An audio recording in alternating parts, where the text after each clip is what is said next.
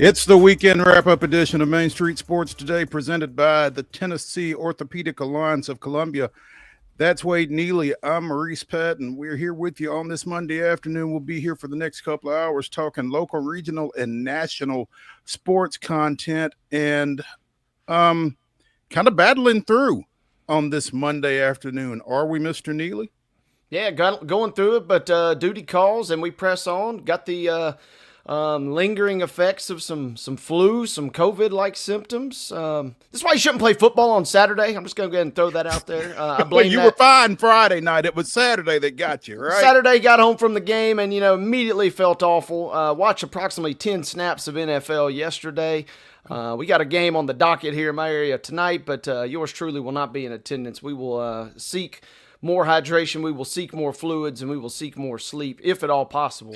Something to the tune of like 35 hours in the last 2 days. But glad to be here nonetheless on a Monday. Wasn't going to miss a big show here today. Well, I mean, you can isolate and do this, and whatever game it is that you were supposed to be at, I think everybody will be just fine with you not being at it under the circumstances. But yeah, big show, big Monday, first Monday of NFL regular season reactions, and we will have some. Weekend number 2 officially of college football, weekend number 3 of high school football, and it was a doozy of a weekend as well, and we will be getting into all of that. In the second hour, we'll be joined by Joe Rexrode of The Athletic, talking a little college football, what happened, what's coming up. In the next segment, we will be joined by TERESA Walker of the Associated Press. She has been out at Ascension St. Thomas Sports Park this morning, kind of getting the lowdown on what happened yesterday out in the Mile High City. I'm sure she'll have some reactions. Like I said, I'm sure we'll have some reactions. So stay with us as we talk Titans here in the next segment. We'll also be talking a little WNBA, a little Major League Baseball. Got some golf coming up here locally later this week that we're going to get into a little bit. We had some tennis over the weekend that we need to get to, and some racing as well. So again, plenty to crack open here over the next couple of hours, and looking forward to doing so as, again, we try to nurse Wade through this next couple of hours, and hopefully we will all make it through together. How's that? Yeah, you guys be gentle on me, and I'll be gentle on you throughout the course of the next 2 here. And should be a good show. Like you said, we got a lot to get into, tons of different topics to kind of break down, tons of stuff to wrap up, tons of stuff still to come here over the next little bit. So pretty pumped for the next few here on Main Street Sports Today. Should be fun as always. Let's go ahead and get into it because, the Monday rundown is always a beast this time of year. Let's get to this weekend's results and today's schedule on the rundown. This is the rundown. Hey, gang, before we hop any further into the rundown, I want to remind you that each and every single Monday, the rundown is brought to you by our friends at Zion Christian Academy. ZCA offers a faith-based, Christ-centered education right here in Murray County, so give them a call today. That number is 931-388-5831, or you can visit them at zioneagles.org and schedule an appointment today. Once again, Zion Christian Academy, where they are prepared for college, equipped for purpose. Friday high school football results, and as we mentioned, Friday night got a little dicey with some weather in the area, so these, as we know them, are Friday night results. Let's start Beach with a 20-14 win over Henry County. It was Ensworth, a touchdown better than Briarcrest Christian, 21-14. Christ Presbyterian falls to Tupelo, Mississippi, 23-7. CPA falling to 1-2 with that loss. Davidson Academy all over Clarksville Northwest, 35-0. Wilson Central 29, Coffee County 22. It was Waverly 42-6 over Houston County. Warren County with a 48-6 win over Hunters Lane. East Robertson 34, Joe Burns 3. But that 3 was a 59-yard field goal, and I saw video of it over the weekend. If you get a chance, it's impressive, especially for a Class 1A kicker. Kirkwood 21, Kenwood nothing. Knoxville Catholic doubled up Lipscomb Academy and then some, 42-20. Lawrence County wins the Cowbell, first time in the last 5 matchups with Giles County. It was the Wildcats 42, Giles County 28. Coverage at lawrencecountyadvocate.net and at PulaskiCitizen.com. Lincoln County blanks Battle Creek 49-0. Lewis County blanks Loretto 41-0. McCallie blanks Father Ryan 52-0. It was McCracken County out of Kentucky 65, Clarksville Northeast 26. Lebanon with a weather-shortened 27-0 win over McGavock. It was Goodpasture 60, Moore County 7, Springfield 27, Portland 19. Providence Christian with a 55-22 win over Grace Baptist out of Chattanooga.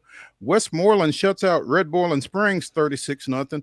Richland 21, White House Heritage 10. Coverage at PulaskiCitizen.com, among other places. Blackman 17-10 over Riverdale. We talked to the Kreisky twins last week. Matt breaking that skid against Will there. Oakland 35, Smyrna 0. Summertown with its second straight 2-point victory at home, 23-21 over Cascade. Coverage of that one at the LawrenceCountyAdvocate.net as well. Eagleville with a 42-0 win over Tennessee Heat. It was Watertown defeating DeKalb County 31-0. Station Camp 35, White House 7. And this game was not official. This was declared a no contest. But Creekside Christian of Georgia was winning 12-6 over Zion Christian at halftime when weather interrupted that one. And again, that has been declared a no contest, so just pretend you didn't hear that score because it didn't happen. Yeah, Zion Christian's like, you know what? If only Mother Nature hadn't gotten involved, we'd have had you right where you wanted us. Exactly.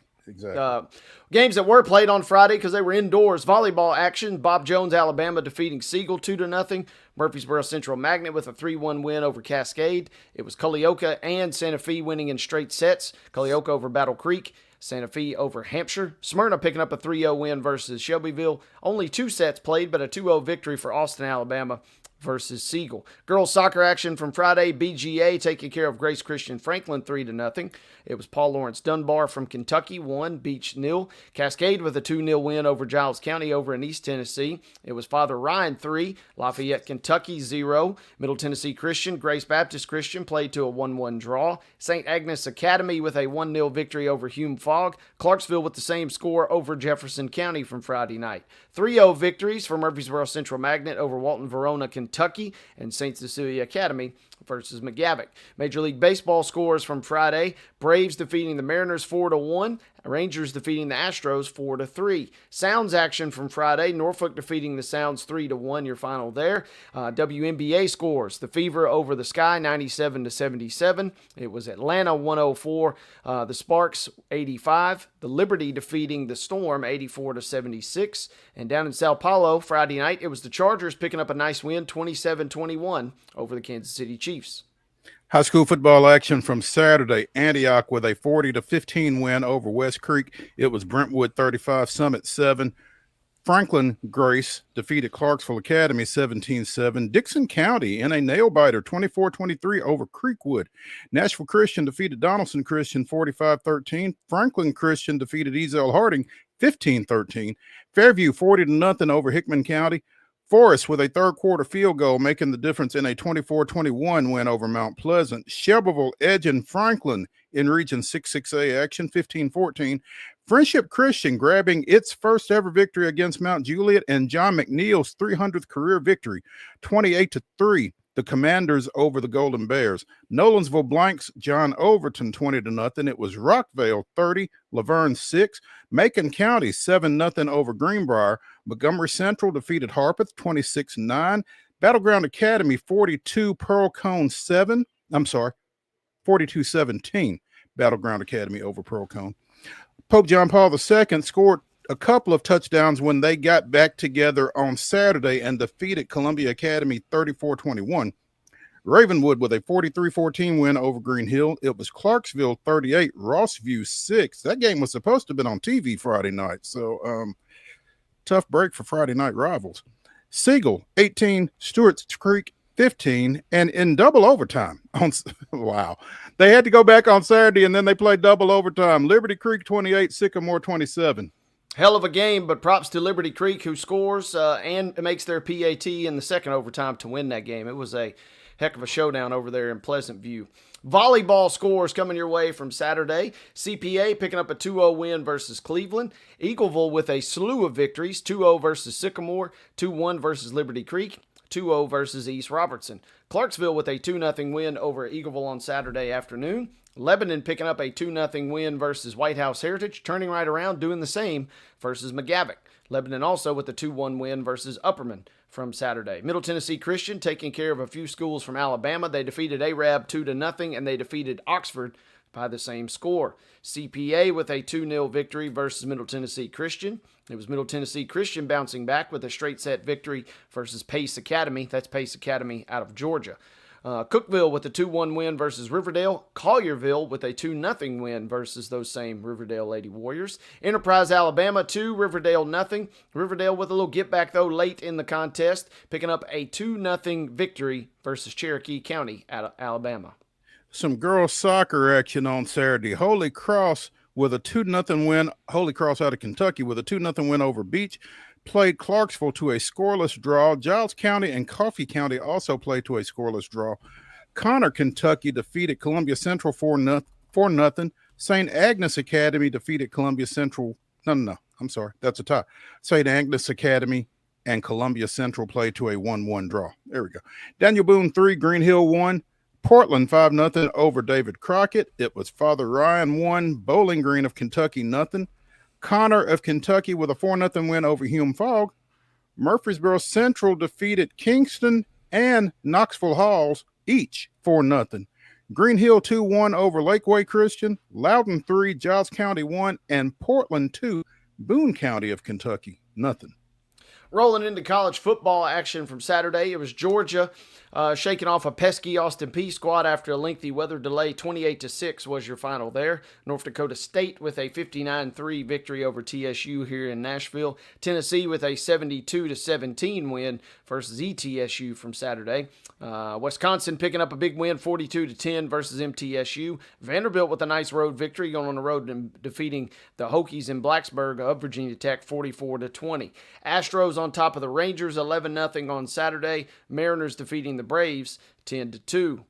Sounds with a nice bounce-back victory, 7-6 on Saturday versus the Tides. It was WNBA scores, just a pair of games on the docket, but Connecticut with a shocking win, 87-84 versus Phoenix, and it was Minnesota with a 78-72 win over Golden State. Sunday, girls high school soccer, Ryle of Kentucky 1, Beach 0. Paul Lawrence Dunbar of Kentucky 1, Clarksville 0. Sacred Heart of Kentucky 2, Father Ryan 1. It was Green Hill 4, Ballard of Kentucky 1. Columbia Central with a 2-0 win over Hume Fogg, and Portland 1, Ottawa 0. Major League Baseball action from Sunday. Thank goodness for the NFL. Seattle 18, Atlanta 2, and the Rangers with a 4-2 win over the Astros. Sounds close out their series up at Norfolk with a 9-7 victory. We'll talk more about that later in the show. WNBA action from Sunday. It was the Indiana Fever clinching a playoff spot with a 94-65 win over Washington. The Sparks 91, the Wings 77, and the Aces defeated the Sky 80-66 in NFL action of area interest. Denver 20, Tennessee 12. More later. Rolling into your schedule, football action tonight. Cheatham County will play host to Stewart County. That game gets underway at 7 p.m. tonight. Volleyball games getting underway at 5 o'clock this evening. Hampshire will be at Santa Fe. Spring Hill is on the road at Summertown. And Riverside Christian is at Zion Christian.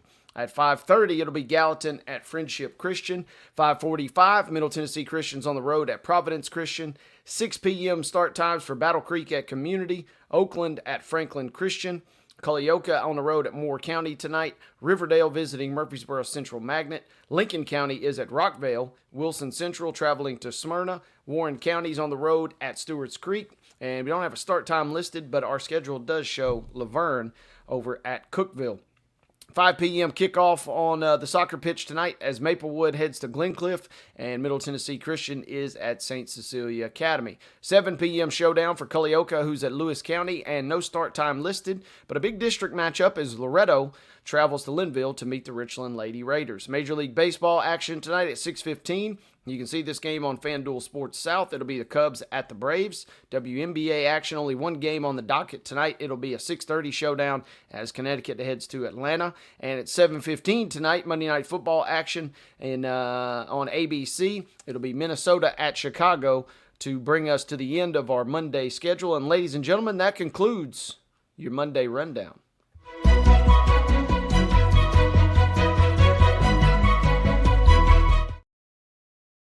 Your top story brought to you as always by the fine folks at Piggly Wiggly in Neely's Mill in Columbia. Be sure and check out their delicious daily deli lunch options available from 11 a.m. till 6 p.m. Also, their hand-cut meats and everything is cost plus 10% at the cash register. Piggly Wiggly, Neely's Mill, Columbia, bringing you top story. Stop me if you've heard this. Asia Wilson with a double-double, Las Vegas wins. That never happens. Asia 31, 11 boards, Las Vegas 80, Chicago 66, as we just mentioned in the rundown. That is Las Vegas's 14th straight victory. Tied for the fourth most regular season wins consecutively in WNBA history. They are chasing, and they won't catch this year, the Sparks, who won 18 straight in 2001 when they won the WNBA championship. But again, Vegas improving to 28-14 with that win. So that means that they were 14-14 at one point, Wade. Yeah, like I said, flirting with missing the playoffs entirely. Now, skyrocketing into the postseason. Another big victory for them. Made things a little easier. Obviously, it was a massive favorite heading into the game, but when you have no Angel Reese due to the suspension, made it a little easier for them. And to put it into perspective, Mo, they win this game by 14. They didn't score in the last 5 minutes of the game. When they cleared things out, they really cleared it out and really kind of saw that lead dwindle up by as much as, I think, 22 down the stretch. But they cleared the bench, and nobody scores for the last 5 minutes. Asia Wilson did all the heavy lifting early. She didn't get that double-double, though, till late in the fourth quarter, but you could tell that they were wanting to get her. She was sitting right there on 29 and 9, and they said, come on, let's get our girl the number. And it was the last rebound or two that got her over the hump with 11 there, and it was the last point or two that ends her up with 31. So it was almost like once Vegas got those benchmarks cleared, they said, all right, everybody else get in, let's not get anybody hurt. But yeah, another victory, and they get to play the Sky one more time. Heading down the stretch here, this team continues just to absolutely be on a world-beating winning streak here down the stretch. At 28-28, they and the Atlanta Dream are tied for the number 2 seed behind the Lynx. The Lynx 33-9, again, running off and hiding from everybody. So 2 games left in regular season play for the Aces. If they are to win those, then that would put that streak at 16 and kind of put it on ice until the 2026 season. But again, from a team that we were wondering if the window had closed on, to a team that is playing for the number 2 seed heading into postseason play and certainly in play for championship honors. So keep an eye on Wade's Aces here as they continue to impress.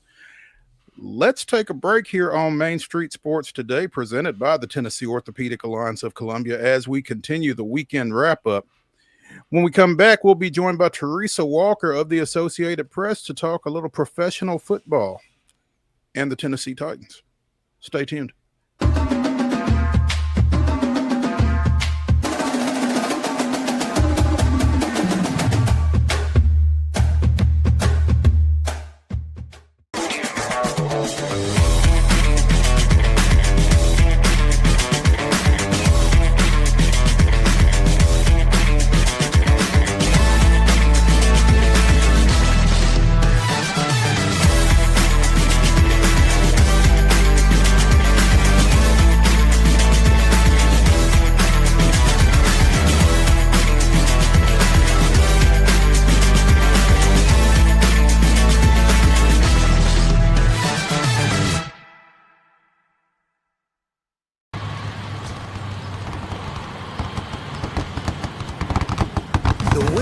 just got closer. All new Sportsbook, the latest gaming machines, live horse racing, and more. The Mint Gaming Hall, Kentucky Downs. Winning just got closer.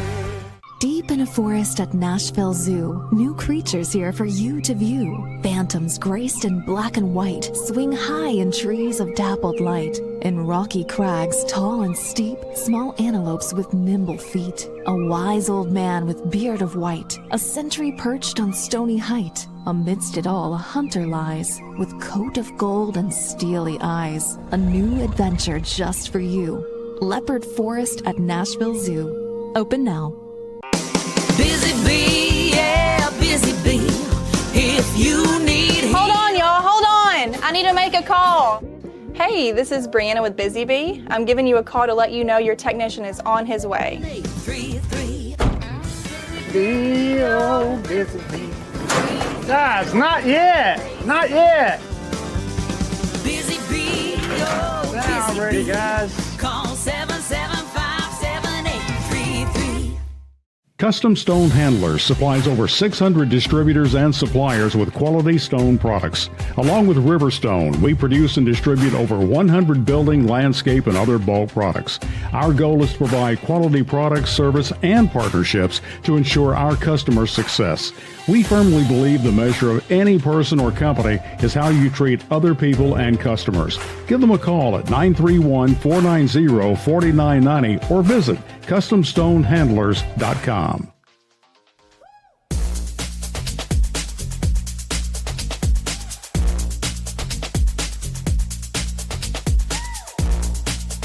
The weekend wrap-up continues here on Main Street Sports Today, presented by the Tennessee Orthopedic Alliance of Columbia. That's Wade Neely. I'm Maurice Patton. TERESA Walker of the Associated Press is set to join us from Ascension St. Thomas Sports Park momentarily, as apparently player availability out there just wrapped up like in the last few minutes. And so she's trying to get situated so she can join us to discuss the season opener yesterday out in Denver as Tennessee falls 20-12 in a result that was largely expected. But, you know, as so many high school math teachers have said to so many high school math students, show your work. And when the Titans' work gets shown, it's like, how did you lose this ball game? We talked to David Beauclair from the Nashville Banner last week, and one of the things that we kind of agreed on was if Tennessee was to have a chance to win this ball game, they'd have to get some help from the Broncos. Well, the Broncos gave the Titans some help. What, 4 turnovers? Bo Nix throws a couple of picks. They have a fumble. They muff a punt, and Tennessee can't take advantage. 6 points off of 4 turnovers. A dismal sequence of offensive play calls right before halftime. Tennessee should be 1-0. That's one that they left on the table, and I don't think there's any way around it. And so, but don't take my word for it. Let's ask TERESA Walker of the Associated Press what she thinks. TERESA, thanks for joining us. Well, hi, and this is absolutely one that they're going to be kicking themselves on no matter how this season goes. But then you add in the fact that they spent all off season talking about cleaning up mistakes, the self-inflicted stuff. And, you know, Jeffrey Simmons, I'm really torn. Don't shove a guy that your teammates got wrapped up when you've made the stop to get the ball back, right? In what was a 1-possession game. This team was 2-6 in 1-possession games last year. We saw no signs yesterday that they, with all the changes they've made, that they know how to go out and finish off winning a game. And guys, we heard from Brian Callahan today explaining that, yes, he should have challenged the Alec Manor catch. It was a 21-yard reception. It would have put them late in the third quarter on the 48 of Denver. Would have been one of the bigger plays of the day for them. And the problem is, after the game, the coach, who has somebody in his ear that works for the team, providing that extra eye on the field, the play, the replay. And it's like he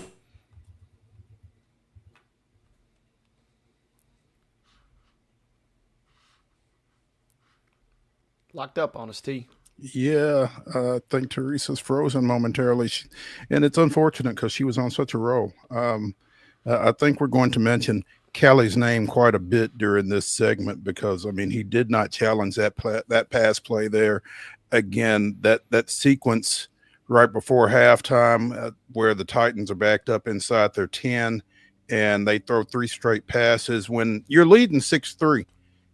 Run the ball, run the clock, get out of there with a 6-3 lead. Instead, you throw it 3 times, you punt it away, they score, and only a huge kickoff return by the rookie Chimere Dike, allowed you to get 3 points back on the board and make that a 4-point swing instead of a 7-point swing, and really kind of kept you in the ball game right there. But you should have been leading 6-3 going into halftime. Instead, you're trailing 10-9 going into halftime, and the explanation was we wanted to be aggressive. You want to be aggressive with your rookie quarterback making his first NFL start backed up inside his 10 with an offensive line that does not look a whole lot better than last year's coming off of one game. So I don't think that was the place to be aggressive, but hey, who am I and what do I know? Well, and trust me, that jumped out at me. You've got a rookie quarterback, Mo and Wade, on the road, ball at the 7. You have a lead. You've got 47 seconds. Run out the clock, go into halftime, and just take the lead. And so I asked that, and it's like, yes, second hand is always better, right? Hindsight is best. And he's, the original plan was first down. They were trying to get Alec Iamaner across the middle. The second play was supposed to be a screen. And the problem is the 3 receivers that were out there were all blocking somebody. The person who was supposed to turn and catch the ball did not do that. Now it was Chigakwankwa was the guy in motion across the field. You had Calvin Ridley, Tyler Lockett. Maybe it was Tyler Lockett who was the intended. I mean, we're guessing here, right? Maybe it was Ridley. Callahan did not out it, but the idea was to run some clock with a screen. And then, yes, hindsight in the third play where he ends up getting sacked, barely avoids a safety. And, hindsight should have run the ball. I'll argue that in that situation, 3-14 last year, run the ball, take a lead into halftime. I don't think hindsight was necessary to recognize that 3 run plays right there was the prescription. Because I was screaming at my TV on first down. Why are we throwing the ball? Some things are football 101 for a reason, right? Remedial football. Yes. I mean, I think you probably had to take that class to get to 101, Teresa. True, and it's the thing that's annoying, and you've got a rookie quarterback, and Callahan said there was 4 or 5 drop passes. We know what the penalties were. They had 13 accepted penalties for 130 accepted. Yes, it could have been 15. And for 131 yards, they finished with 133 yards total offense. Their best drive, yard-wise, was the opening drive of the game. And, the problem is you're calling the plays, and I hate to do this right off the jump, but, hey, 2/3 of the fan base, I'm being told, wants him fired now. But Brian Callahan, he came in as the head coach last year calling plays. Now he's going into his second season as a play caller with a new quarterback. There were a couple of drives in the preseason that, 8.5-minute drives. You're thinking, okay, he's got a feel for his quarterback.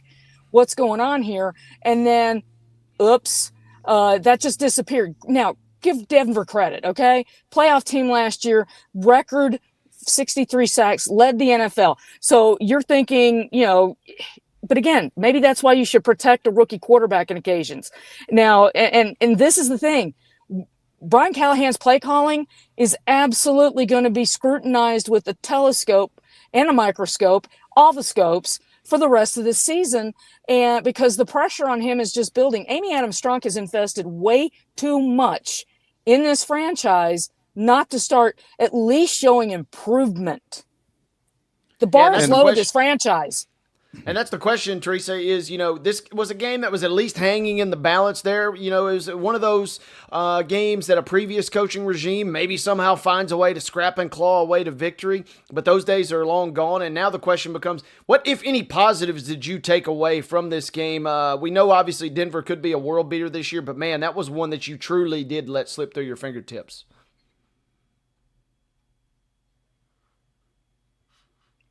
Wait, I think we might have lost Teresa again. Yeah, she's looking no frozen. Positives. I got it. Yeah, it makes sense. Yeah. Maybe that is it. No, sir, I thought that for everything that was going on around your rookie quarterback, I thought Cam Ward acquitted himself pretty well under the circumstances. Now, maybe I'm kind of glass half full. I don't know, but I felt good about what you got out of Cam Ward under the circumstances. Well, think about this. To the part where I froze up on Wade's question, I think everybody who watched Mike Vrabel out Belichick in that playoff game in New England is thinking, he would know the rules, and that would have been challenged immediately. And sometimes you throw the challenge flag, even if you're going to lose, to buy that extra second. I mean, Sean Payton threw 4 yesterday. He had thrown 12 the last, all of last season. So Right. He was flag happy yesterday, challenging stuff. And then on Cam Ward, Callahan told us that he did have the freedom to check, that he made a couple of checks, including at the end of the game where he switched to a max protection to help them against that defense. And so he likes what he sees out of Cam. Again, it's like, what are the rest of the Titans doing to help their rookie quarterback? Not much. Not enough. Yeah. Teresa Walker of the Associated Press joining us here on Main Street Sports Today, presented by the Tennessee Orthopedic Alliance of Columbia. Teresa, Jarvis Brownlee did not have a great day. There was a clip of him after the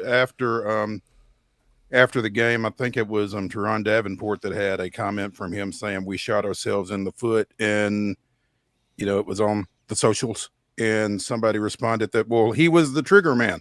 Well, if Brownlee was the trigger man, it was almost like an ambush, because he certainly wasn't the only one shooting.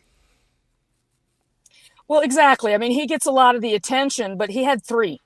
They had 13. It's not like he had all of them. Now, he had the pass interference on an incompletion just before the half that set up the touchdown for Denver that allowed them to take the lead into half. He just started his second year. Okay. This is a guy who was not a high draft pick. He was a late round draft pick. The fact that he's a starter, this young man is growing and blossoming with each game that he plays, and he is a physical corner. Okay. If you want to see a physical corner, once we start seeing more of L'Jarius Sneed, who was limited to 21 snaps yesterday on a pitch count, I think we'll get a better barometer for, maybe Brownlee isn't as physical as you'd think, but, and guess what? Some officiating crews call things differently than others. That is a big piece of this puzzle, but, he's a starter. He was a starter as a rookie. And for this secondary, it is thin. When Darrell Baker left yesterday and then Brownlee got hurt late, you could see the thinness. It's why they need Sneed. And Brownlee absolutely is a piece of this puzzle moving forward. So, yeah, if you want to get upset, let's look at some of the other penalties. And, there's a lot to nitpick from that game. And it all comes back to this. The Titans and Titan fans know that was a chance at a big win. And if you want a silver lining to the cloud, Ken Wisenhunt was undefeated as the Titans coach in openers. He only won one other game in his short tenure. A real stat there, Teresa. I'm also curious. What did you hear specifically in regard to addressing the penalties? I mean, it seems like you're going to get the same old answers a lot of the times in these questions. But what did we hear about as far as addressing the penalties, whether that's players or coaching staff? The theme is the same. We heard from Lloyd Cushenberry. That's why I was a couple minutes late getting with you guys. They had Lloyd Cushenberry available. I didn't stick around for Xavier Woods, who had the first interception yesterday. But the idea is, they spent all offseason working on this. They know how it hurts them. They know they have to clean it up and play better. Jeff Simmons put it well after the game yesterday. We talked all offseason about getting more turnovers. They got 4 yesterday, thanks to the muff punt on special teams. Problem is, I only got 6 points off of that with 2 field goals. So now they've been working on the penalties and the self-inflicted mistakes, the sins all off season. And in fact, it was Lloyd Cushenberry's team that won the training camp portion of that internal competition. And now it's go do it. I want to maybe think that, part of it is first game jitters, playing against a team that, not only did they go to the playoffs last year, they've got high hopes this year. And some of the bright parts, that defense, that was the area I needed to see because, with Cody Barton, he's got young linebackers beside him. That secondary, with Jarius Sneed on a pitch count, who's rushing the passer. And, they're going to have to get Jeff Simmons some help there. But that defense kept them in the game. If they put together one decent touchdown drive, then the Titans defense could have done what Denver's defense did and start really getting after the quarterback. And that's the thing. So, the true measure will be this next weekend. They host the Rams, and guys, this is where it gets into dangerous territory. They've got two straight home games. Then it's back on the road for 3 straight. They are in a stretch. 5 of the first 8 are on the road. And this is a young team. They started 4 rookies yesterday. Cam Ward got all the attention, but Alec Eiermanner was also out there. So, and I haven't had a chance to glance at the other 2 rookies that started, but we knew this was a young team. That's a lot of youth in the first game on the road against a playoff team. A team that honestly is being mentioned as a possible for the Super Bowl because, of what they did last year alone. And with all of that said, it sounds crazy to say it, but I'll say it anyway. The Titans they had a chance to win that ball game. Obviously, they didn't play well enough to win it, but there were moments that game was winnable for the Titans yesterday. Absolutely, and that's the plus side. If they can go clean up the penalties, figure out a better rhythm on offense, and catch passes that hit your hands. You do some of that, and somebody's elbow hits down on a pass, challenge it. Inbound. Yeah, feel free to throw that challenge flag. Okay, so question. Yeah. The Tennessee Titans went into last year pretty much hell-bent and determined to figure out whether or not Will Levis was a viable answer at QB1. Are we at the point where this is an evaluatory situation for Brian Callahan? Mo, I think it absolutely is. I mean, we started training camp with Chad Brinker saying that they just wanted to see improvement out of this team this year. They know they're young. They know that this is a rebuilding franchise. That said, how can you not judge and grade the franchise with the guy who is the head coach, calling the offensive plays, who you've done everything to help him. You hired Mike McCoy, who's been a head coach in this league, to bring in as a senior assistant on offense. You've done all the stuff in the front office, the personnel office, to try to make sure that they're getting the better talent on this roster. But when it comes down to it, that's what makes that sequence right before the first half so crucial, because if you're grading off of that, how is that not an F? I say that as somebody who heard Jeff Fisher say repeatedly, coaches don't call plays not expecting them to work. So I can absolutely understand that Callahan's thinking that Cam Ward is going to find Alec Eiermanner for a play down the field, maybe for a first down. That screen, if nothing else, runs 20 seconds off the clock, forces Denver to take a timeout, and that Cam Ward finds a way not to get taken down for a sack, almost for a safety. And I can see that world where those plays are called and executed perfectly. The problem is we live in the real world, and yes, he is going to be graded. And if he has too many game days like yesterday, I mean, he won't have many more game days. Exactly. We saw Amy Adams-Strunk. The quickest she has pulled the trigger on a coach was Ken Wisenhunt in November. I think it was 23 games into the Ken Wisenhunt tenure. But she's trying to protect. She did that to protect Marcus Mariota as a young rookie quarterback. She's got the number one quarterback in Cam Ward. How long will she be patient is a very valid question.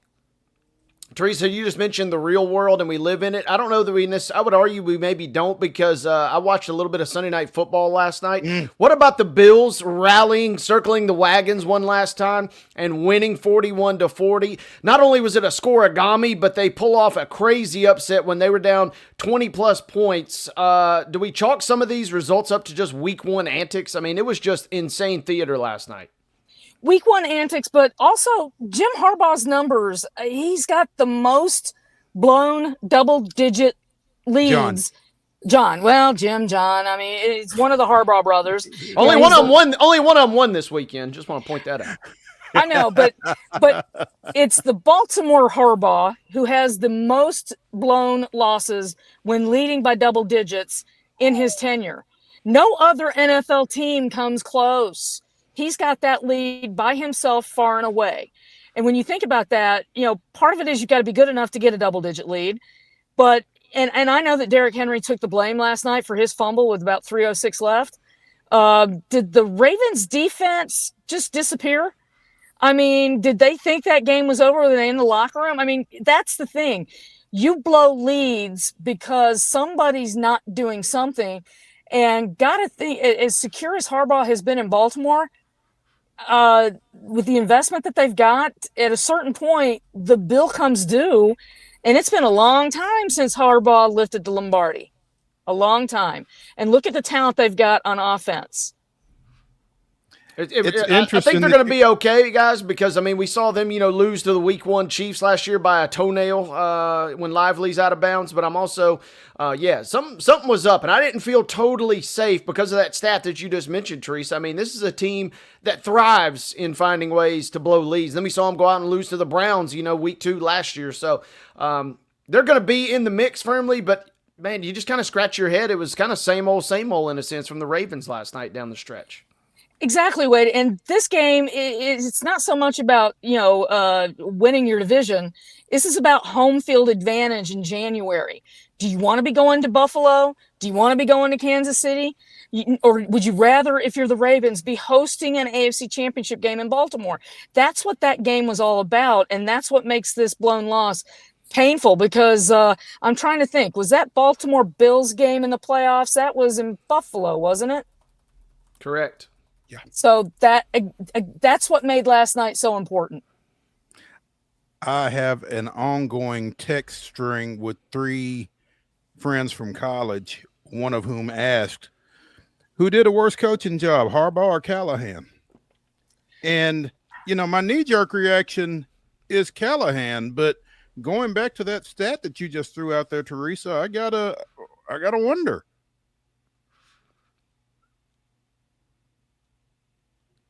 Did we lose Teresa again? Might have lost her, but it's a fair question. And, I mean, it's more glaring and more obvious when you look at Callahan. But, yeah, Harbaugh's certainly let his leads slip away with the best of them. That's, that's for all the success that they've had in Baltimore, you wouldn't imagine that to be the case. But that's it definitely gets your attention, like you said. Well, it speaks to their talent that they're able to have these early and ugly kind of losses, and then by the end of the season, we're still talking about them being an absolute juggernaut heading down the stretch. It's just enough to drive you crazy if you're a Ravens fan, but to the rest of the league, you're no less terrified of Baltimore coming out of last night than you are tonight or today as we sit here. Yeah, you don't think, they're beatable just because of that. I mean, a lot had to come together for Buffalo to do what they did last night. Versus Buffalo, right, exactly. I mean, maybe we should be talking a little bit more about Buffalo being able to pull that off and a little bit less about Baltimore setting them up. I mean, things happen in the NFL, but that was definitely one to get week 1 going. Teresa Walker showing some diligence back with us here. Harbaugh, Callahan, who did the worst coaching job? I'm going with Harbaugh because he's the guy who's been in his job the longest. He's got the best talent. This is a team that is expected to contend for a Super Bowl. Brian Callahan is in his just had his first game of his second season as the head coach and an offensive play caller. Let's not forget, yes, he's got a lot of offensive experience. That's why the Titans hired him. But he called his first plays a year ago. in an NFL game. So now he's got another new quarterback. How long has Harbaugh had Lamar Jackson? I mean, that's the thing. So when it comes to the experience, and again, that number of double-digit blown leads, I mean, at this point, yes, give Callahan a grace period that he may not get much of from Miss Amy Adams-Strunk, but in this case, it's an easy call. It's Harbaugh. Okay, there you go. Speaking of coaching jobs, real quick, Teresa, what do we make of, this was not the game of the night, but it was only upstaged by what we saw in Buffalo. What do we make of the Steelers in a wild shootout? I did not have 34-32 anywhere on my bingo card with Steelers and Jets coming into Sunday.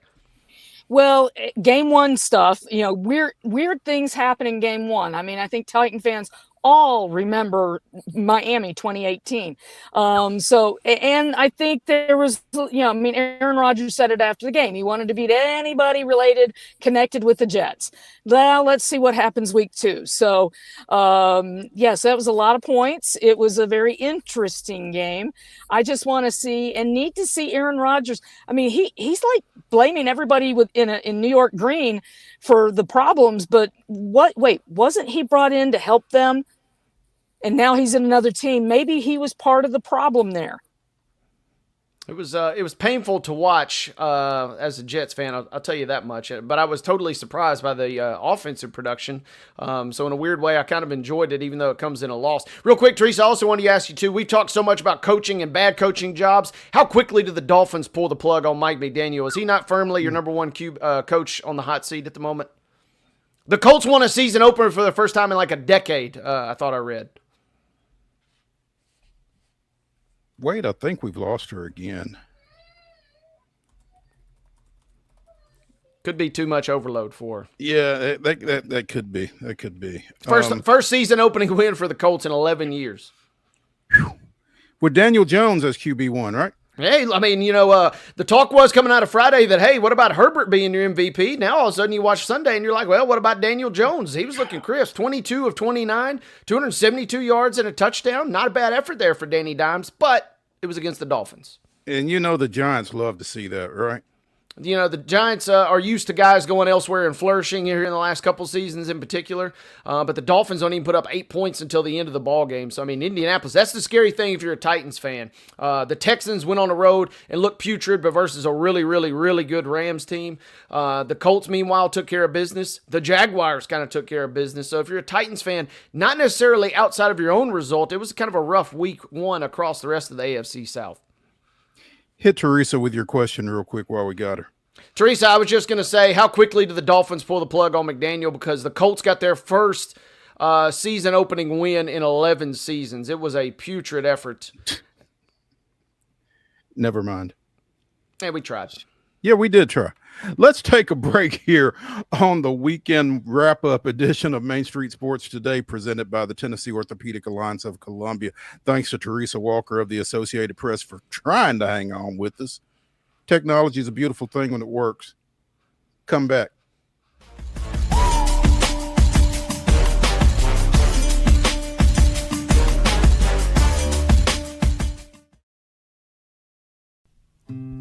Columbia Power and Water Systems is dedicated to bringing our customers reliable, local service. Whether you're turning on a light switch, your faucet, or streaming on TV, our dedicated team members from here in Murray County work every day to keep you on. If you need us, call us 931-388-4833 or visit cpws.com. CPWS, local service, local support.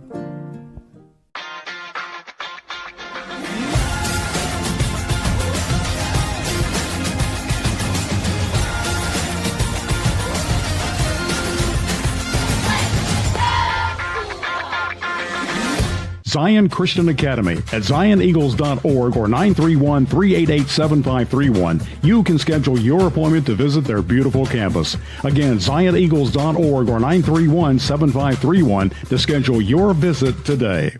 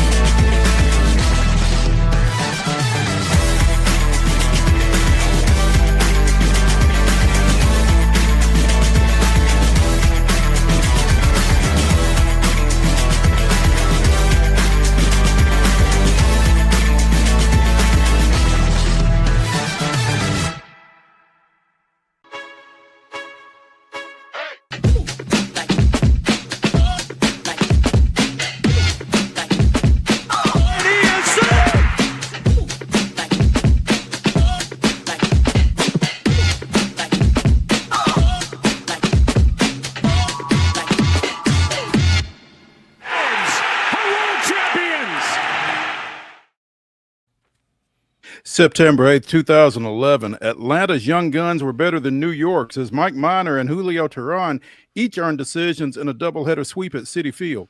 Minor outdueled fellow rookie Chris Schwinden as the Braves roughed him up for 8 hits, including a double and a homer by Chipper Jones in a 6-5 win before Teheran bested Dylan G in a 5-1 victory capped by a David Ross homer. The Twin Bill marked the first time in more than 45 years that both teams sent rookies to the mound to open both ends of a double dip. That was this day in Braves history. And the Braves continue to parade a young and inexperienced and unproven and often not very good guys to the mound, as it showed this weekend. After beating the Mariners 4-1 on Friday night, it was 10-2 Mariners on Saturday, 18-2 yesterday.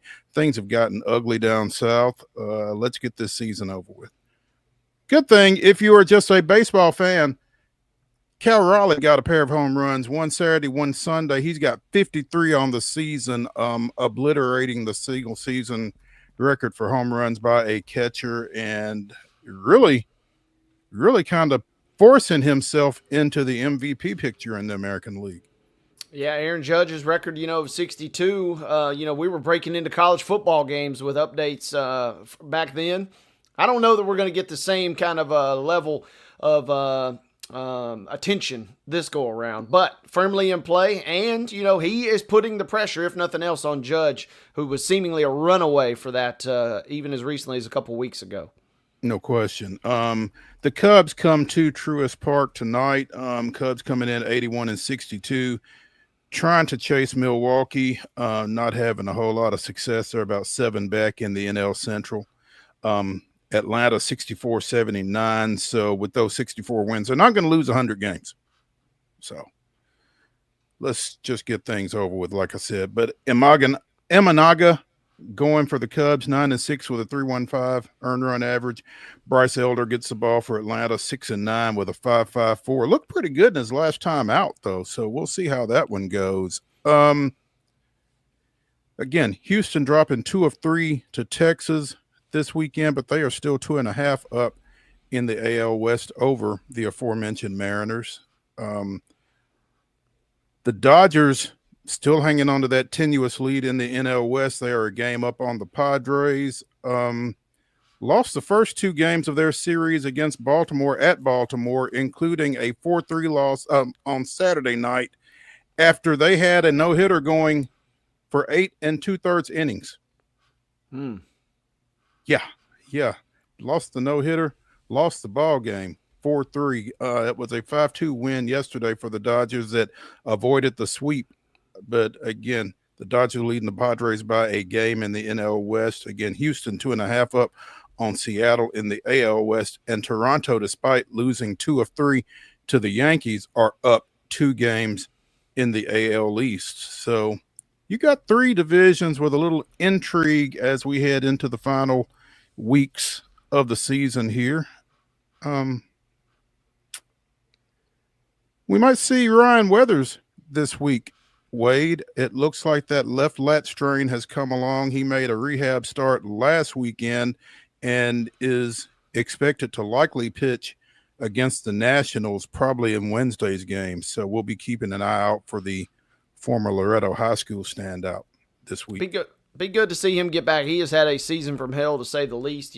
Had so much optimism entering this season, and adjusted his diet, was kind of doing everything the right way, and then poof, everything has gone from bad to worse. So hopefully he gets out and can at least end it on a little bit of a positive note. It would be nice if he could get back and make 2 or 3 starts here coming down the stretch and give him something to feel good about, going into the offseason. Like you said, with everything that took place for him over this past offseason, a lot of good stuff. And it was looking good early before this injury. So this is 2 years now that he's kind of had interrupted by something. So need something good to happen for Ryan. Yeah, he got plunked in the back of the head by his own catcher, and that was unfortunately kind of a warning sign that things weren't going to go the rest of the way for Mr. Weathers, unfortunately. Yeah. Unless you've been under a rock, you are familiar with the Marlins Phillies home run ball skirmish that took place over the weekend. I guess it was on Friday. Guy retrieved a home run ball, gave it to his son. The family was there celebrating the son's 10-year birthday, and some woman comes up and demands the ball because she was closer to it. Several fans were going after the ball. This one guy, Drew Feltwell, actually was able to grab it. Again, Harrison Bader's home run on Friday night in that game, gave it to his son. Woman comes over and just demands the ball. And this guy said, I'm just trying to set an example on how to de-escalate a situation in front of my son. Gives her the ball, which, there's a lot of things that you can exemplify for your kids. And I guess de-escalating a situation is one.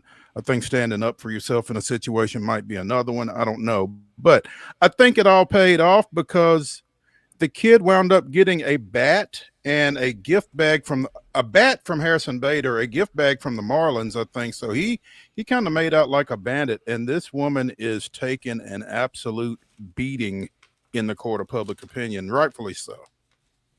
Yeah, and that's how you maybe know she's not a real one from Philly, because you don't just go up and ask for that ball if you're a real one from Philly. You just go up and take that ball and you just say, "Come get it from me." So make of that what you will about her, but also the other side of that coin, yeah.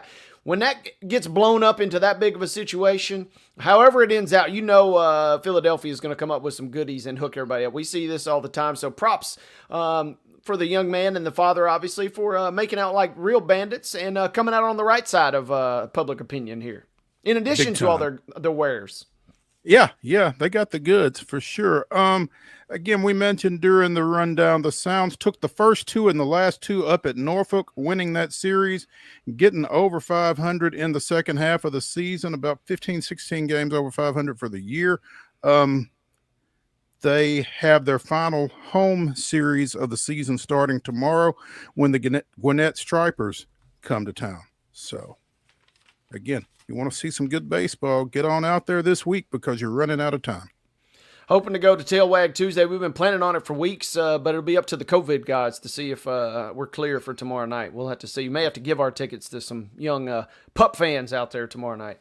Well, I certainly hope you get to feeling better so y'all can go.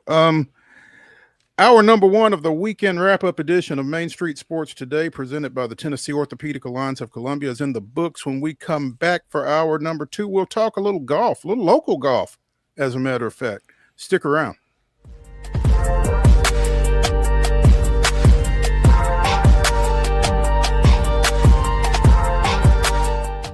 Jones & Lang Sporting Goods here in Columbia has been outfitting teams, officials, and anybody else from T-ball to college for 50 plus years. Be sure and check them out at 931-388-8060 or online at jonesandlang.com. Jones & Lang Sporting Goods, the look of a winner. Zion Christian Academy at zioneagles.org or 931-388-7531. You can schedule your appointment to visit their beautiful campus. Again, zioneagles.org or 931-7531 to schedule your visit today.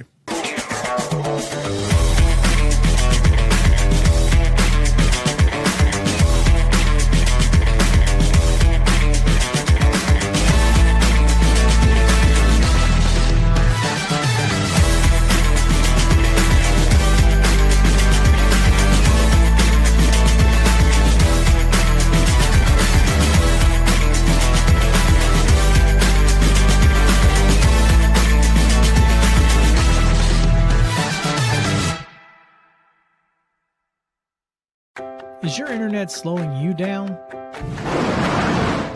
It's time for an upgrade.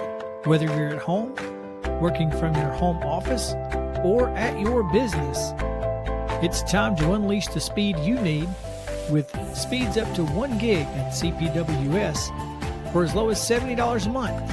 Give us a call, 931-375-7777. Local service, local support, CPWS.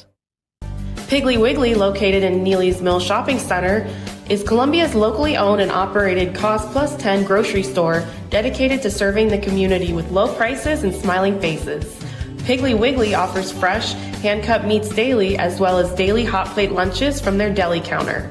You're certain to see smiling faces and a helping hand when you're here at Piggly Wiggly. Come by and check out our fresh produce, high-quality meats, and more. Down home, down the street, we'll see you at the Pig.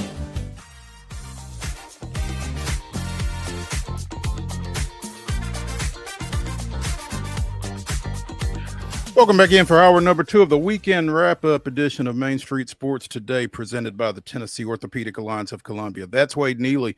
I'm Maurice Patton. Local professional golf this weekend. The Simmons Bank Open tees off Thursday at Vanderbilt Legends Club. It's the first of 4 Korn Ferry Tour Finals events, basically a 4-event playoff for the Korn Ferry Tour, which is basically the PGA minor leagues. The event benefits the Snedeker Foundation, and you can get in for free.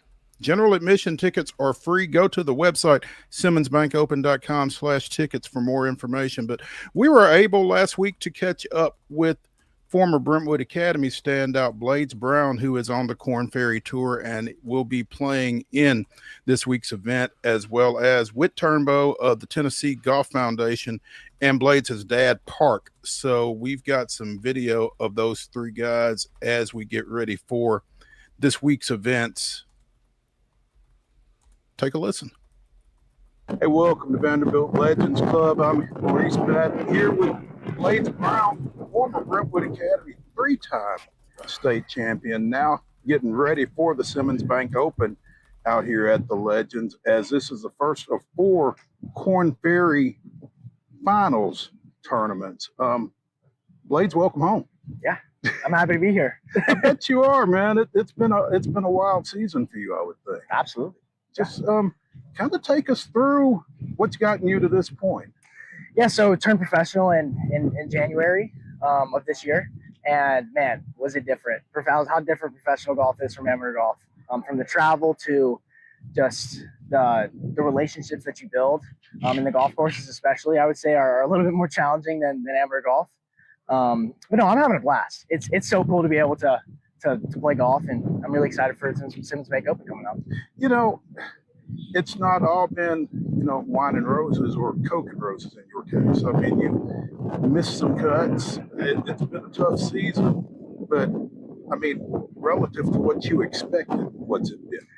I would say the way that I measure success would be continuous improvement. And if I were to measure my game, if I were to take September 2nd, Blades Brown 2024, and compare him to September 2nd, 2025, they would almost be unrecognizable. Just from, I'm stronger, I'm faster. My course management is a lot better. I think a lot better on the golf courses.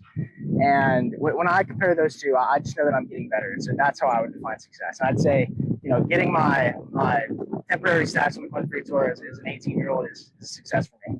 Now, you talk about getting better and all the ways in which you've gotten better. And so many folks just think about golf as, Thursday through Sunday. Yep. You talk about getting stronger. What else has all of that entailed for you, all of that improvement? Like what do you mean? How do you get in workouts, different things like that? What are you doing when you're not playing competitively? I mean, I try to play as many sports as I can. I love playing basketball, playing pickleball. I think that basketball has a lot of opposite parallels to golf. I come from a basketball family. My mom played basketball, and I just enjoy being out there. It's a blast to help some of the relationships we have. Vanderbilt Legends. I mean, Coach Limbaugh and Micah Hicks. Coach Limbaugh, the Vanderbilt head coach, he's been so generous to me and letting me practice at his facility. Micah Hicks, the guy out here, he's been so generous to me and just the way that I practice, and it's been a lot of fun.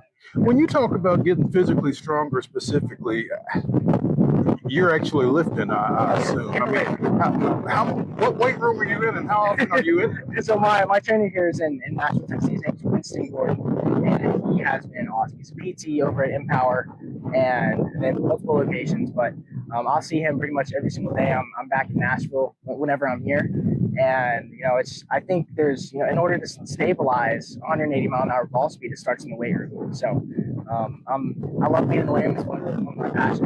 Yeah.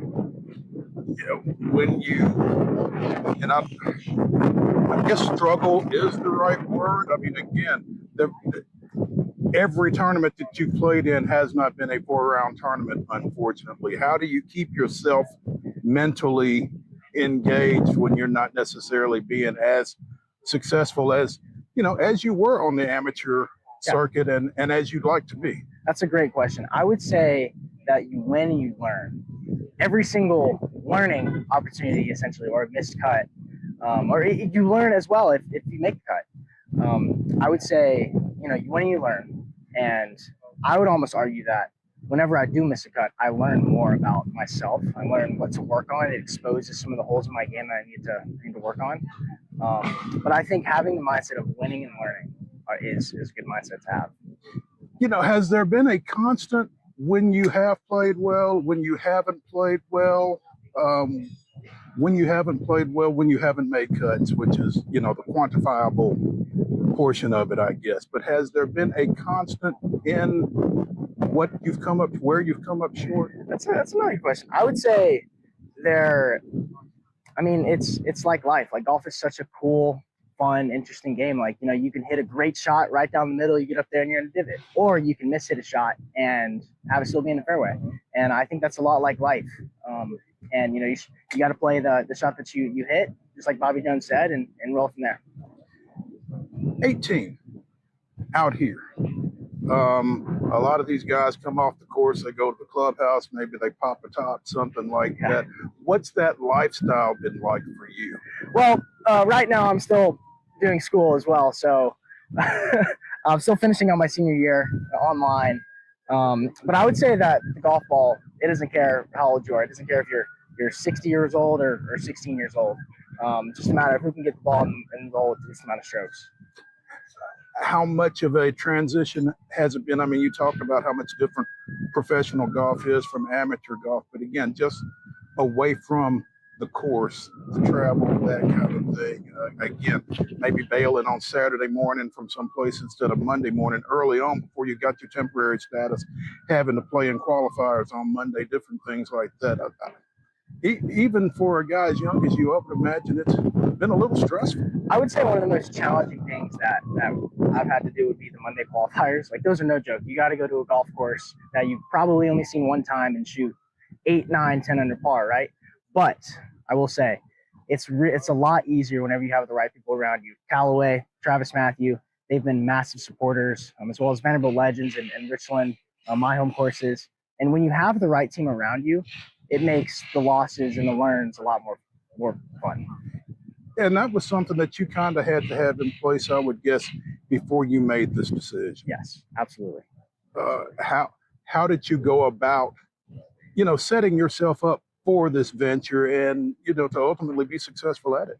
Well, my dad he's awesome. He owns the park company and he's, in my opinion, the best business person that I know. And, he's my parents, for example, have sacrificed so much for me.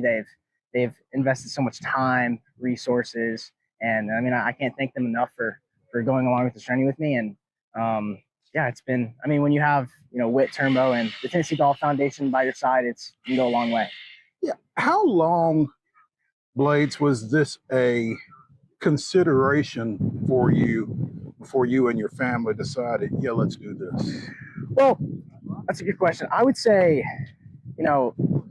going back to 9-year-old, 10-year-old Blades Brown, if you would have told him that by the time he was 18 years old, he would have a chance to pursue his dream and to play professional golf on the PGA Tour, on the Country Tour, he'd be like, you've got to be kidding. And so I would say that would be one of the main drives for me, was I'm pursuing that dream that little Blades Brown would have wanted to. From dream to reality, at what point did you feel like, I'm ready for this? I wouldn't say there's a specific point where I was like, I'm ready. I saw the opportunity to compete at the high stage, to play some of the best golf courses, and that was what was really enticing for me. Getting out here, again, you've got some familiarity here. How much of a key do you feel like that is for you this weekend? I am so excited to be able to compete at a golf course that I'm super familiar with. The golf course is in phenomenal shape. The greens are so fast, the rough is thick, and the fairways are tight. And I'm so excited to be able to compete in the next 2 weeks. You don't want to know anything about those roughs, though, right? I would prefer to stay in the fairway. Yes. Right now, where's your game? What's the best part of your game at this point? Ooh, that's a great question. I would say my favorite part of the game is putting, because it's so artistic. I remember I was on the ground pro efforts last year, and I remember we were playing a foursome. It was a 4-man scramble, and the whole front nine. I putted third, he putted fourth, and the whole front nine. We were not making the same putt. Burning engines, blowing it by, and I was just thinking, man, I said I can't really putter. You know, what's going on? And so Sneds looks at me and says, I have an idea. So the entire back nine, he putted first. And guess what happened? We had 9 1-putts on the back nine. And so I was just talking about it, and I said, Sneds, like what happened? You know, like why did that happen? And he said, Blades, what I've realized is there is no one correct way to putt. The correct way to putt is the way that you want to putt. And so when I heard that, I was like, man, that's awesome. So Sneds is an awesome guy. I'm, one of the best putters I've ever seen. And when I saw that, I was like, man, this guy knows what he's talking about. Nice to be able to pick those sort of brains. Absolutely. I guess. Absolutely. There we go. Blades Brown will be teeing it up Thursday here at the Simmons Bank Open on the Corn Ferry Tour. Former Brentwood Academy standout with us here on Main Street Sports today. Blades, we really appreciate your time and good luck this weekend. Thank you very much. Rick Turnbow, president of the Tennessee Golf Foundation, with us here on Main Street Sports today, presented by the Tennessee Orthopedic Alliance of Columbia with a little bit of a big event coming up this week, right? Big event, Mo. Yeah, you can see it kind of coming out of the ground over here behind us. And it's a long culmination. I mean, this thing never ends. The Simmons Bank Open for the Snedeker Foundation is a 12-month thing around Golf House. I have a team of people in there that work on it every day, all year long. And they've done a tremendous job. Mike Hammondtree and Jamie Stokes and their crew over here, along with the Vanderbilt Legends Club. We have a great relationship with Vanderbilt University and golf programs and their admin. To support something like this with their facility really means a lot to us, and it is in mint condition. So we're looking forward to having everybody out. You know, this benefits the Snedeker Foundation. I think I heard you say earlier that there are 6 guys that will be out here that played on the Sneds Tour. How special is that? It's really a neat moment for us, that we pride ourselves on a game that, of honesty and integrity, a competitive game that doesn't need referees, but we also pride ourselves on the affordability and the accessibility of making that available. And that's what Brandt's Tour is about. It's open to everybody. It's affordable. It's accessible.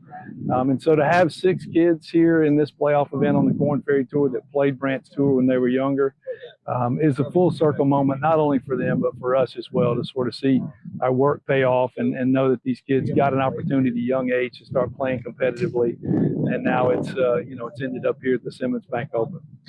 Yeah, there's one guy that's going to get a little bit more attention locally than a lot of other folks. And Blades Brown kind of credits you to some degree with a lot of his development and being out here on the Corn Ferry Tour. Just from your standpoint, talk about what he's been able to do this season at the age of 17, 18. Yeah, I don't think he'll maybe ever get enough credit for what he's actually accomplished. I mean, for a kid at 17, 18 years old to go out and quickly learn how to be a professional, make the playoffs on what I think is the second best tour in the world. The Corn Ferry Tour is beyond the PGA Tour. This is the next stop, and you don't get your PGA Tour card without going through this one. And for him to mature quickly, I mean, he was mature beyond his years even when he was younger, but to mature as quickly as he has as a professional golfer, go out there and compete, get in the last few groups and be a part of trying to win some of those events, it's remarkable. And I think we're just scratching the surface here, and to be able to bring him home and let him compete here on a golf course that he knows very well in a playoff event that benefits one of his heroes and Brandt Snedeker, and the guy that he played his junior tour, when he was a kid. We're excited to see, and we hope everybody come out and pull for him. And to your point, he didn't just skip college. He skipped his final year of high school eligibility to come out here and do this. And so just grasping that is pretty amazing. Yeah, if you look back over the years at all the young men and young ladies who have tried that, coming out of high school or just shy of high school or maybe going to college for a year and tried to get out there and make a living, the success stories are not plentiful. There's not tons of them. But, we could see even years ago where Blake was just a young man. He was mature beyond his years.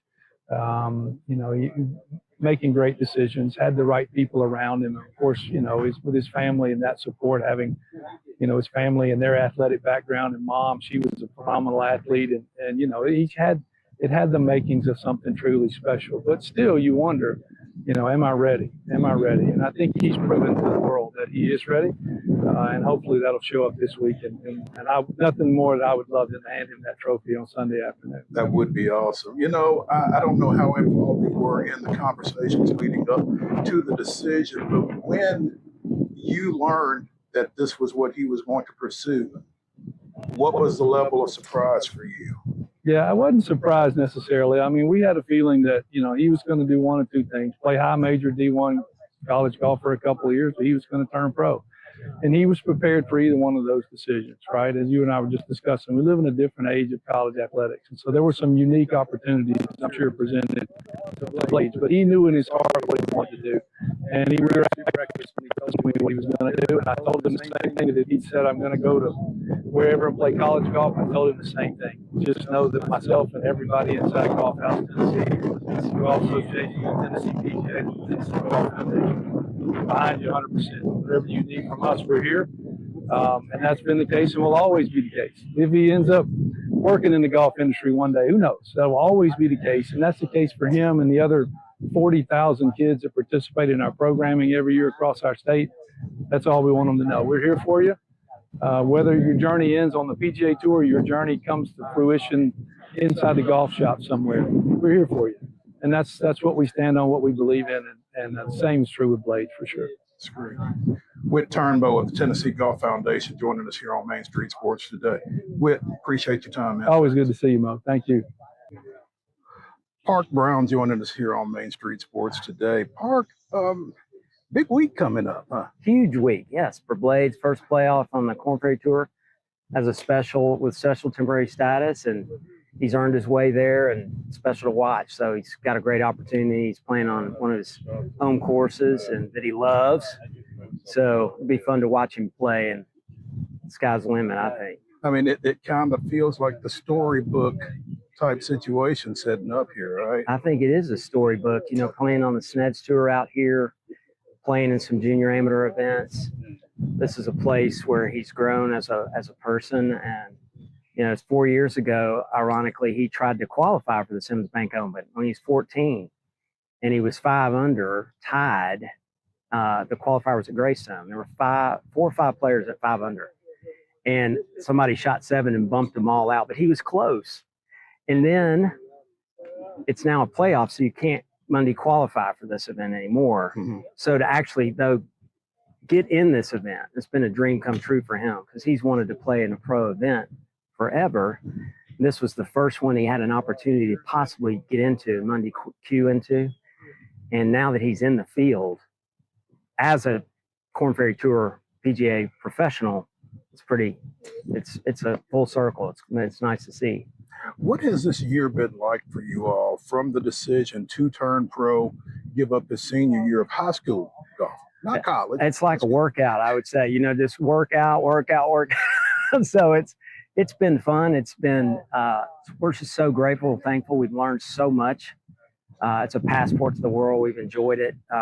Giving back to watching Blades impact these kids, some of them that are in wheelchairs, some of them that are struggling, and they look up to Blades, and he's younger. So I think some of the youth identify with him a little more, and to watch him inspire them and hear some of the things that they say about Blades, it's meaningful and it's moving. And I think it grows him as an individual.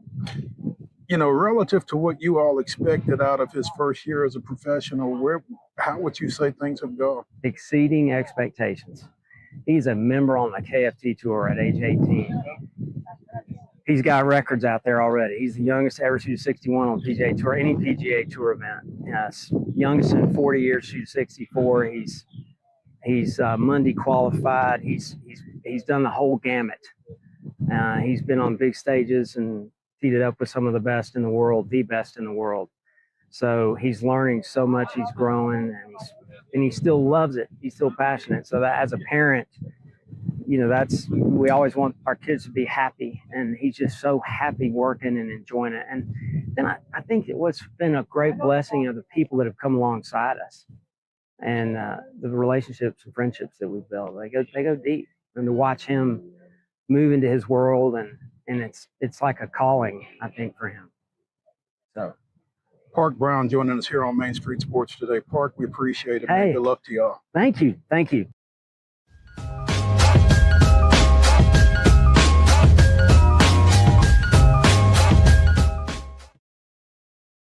Deep in a forest at Nashville Zoo, new creatures here for you to view. Phantoms graced in black and white swing high in trees of dappled light. In rocky crags, tall and steep, small antelopes with nimble feet. A wise old man with beard of white, a sentry perched on stony height. Amidst it all, a hunter lies, with coat of gold and steely eyes. A new adventure just for you.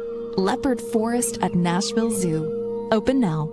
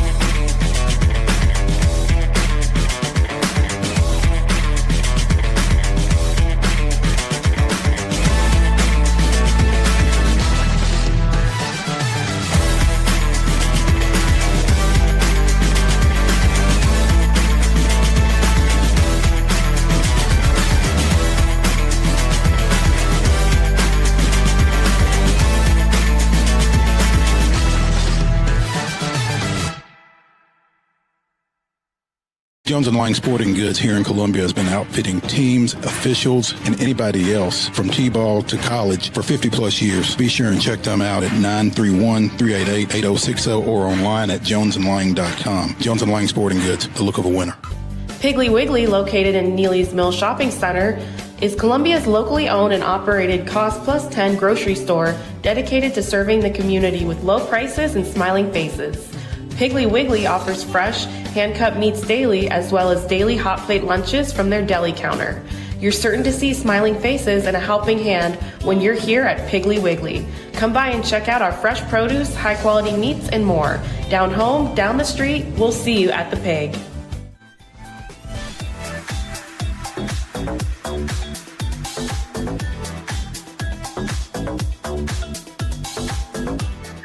Welcome back into the weekend wrap-up edition of Main Street Sports Today, presented by the Tennessee Orthopedic Alliance of Columbia. I'm Maurice Patton. That's Wade Neely. Joining us now to talk a little college football, Joe Rexrode from The Athletic. Joe, good afternoon. Hey, guys. How you doing?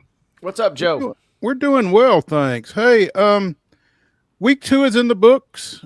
What did you come out of this weekend? Top of mind, maybe. Top of mind, I suppose I'd probably go. But I don't want to talk about Wade's Wolverines, so I think I'd probably go with South Florida. You know, winning at Florida. You know, on both fronts there. South Florida has the best wins in college football right now. I mean, nobody has two like that. And you know, Boise State previously ranked, of course, and then of course winning at Florida. You know, we'll always find out. We'll find out about this team and that team after we think a win was big. But right now, you have to say, holy cow, Alex Golish has done a tremendous job at South Florida. They go to Miami this week. I would argue that they could get blown out at Miami this week, and they should still be far and away the strongest group of 5 contender, you know, for the playoff. And then, of course, that'll have to do with how they do the rest of the year. But I mean, they've given themselves like to me a great shot at it. And if they're competitive, or I mean, my goodness, I mean, if they win at Miami, are they number one? You know, like Best I mean, at some resume. point, right? You know, it's poll voting, and I've been a voter several times, and I probably was guilty of this early, and then I realized it's like you have a preseason ranking, and then the first week you should completely reevaluate everything. Not, well, I thought this team was 7th, and they lost to the team who was 25th. So I'll drop the team who was 7th to 12th, and the team that was 25th goes up to 21st. No, that team just beat that team. How could you possibly rank a team that just beat that? Poll voters like they treat their own preseason rankings as gospel. They should treat it as an etch-a-sketch. But anyway, that's a totally random tangent I just went on for no reason. And then the Florida aspect of this, I mean, it's amazing. The Billy Napier, I think a year ago, for probably a few weeks, we were all probably sure that he was close to getting fired. I mean, it's amazing to think he's 20-20.